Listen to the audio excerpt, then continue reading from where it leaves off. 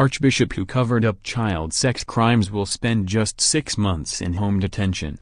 A senior Catholic Church official has avoided jail and will spend 6 months in home detention for concealing child sex crimes. Adelaide Archbishop Philip Wilson, 67, was sentenced to 12 months of home detention for keeping quiet about pedophile priest Father James Patrick Fletcher for more than 4 decades.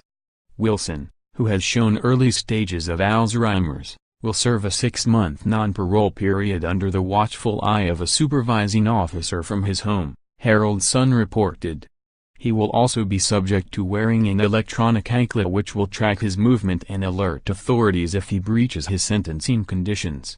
Wilson was sentenced in Newcastle local court on Tuesday after he was previously found guilty of failing to report to police the historical indecent assault of 2 altar boys. Magistrate Robert Stone said in court Wilson's offenses were mid-range and it was necessary his sentence reflected that. Wilson was in a position of trust. There is no remorse or contrition shown by the offender, he said.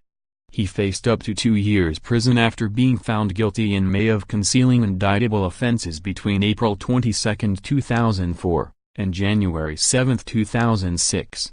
Abuse survivor Peter Cray has said he wants Wilson locked up to send a message to religious leaders that institutional cover-ups will no longer be tolerated. Mr. Cray was repeatedly abused by pedophile priest James Fletcher in the Hunter region during the 1970s. The then teenager went to Wilson for help, but he did nothing. Wilson's defense barrister Ian Temby QC told a sentence hearing in June that his client may not survive jail if his diabetes, heart disease, Alzheimer's and recurrent falls worsened amid the risk of violence from other inmates.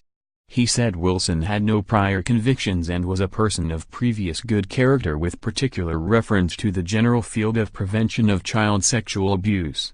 Peter Gogarty, another victim of Fletcher, said Wilson's incarceration could open the floodgates around the world and empower more victims to speak up. There is much more at stake than just a slap on the wrist or some public embarrassment, he said. The deterrent effect of a custodial sentence will mean that children across the globe are safer.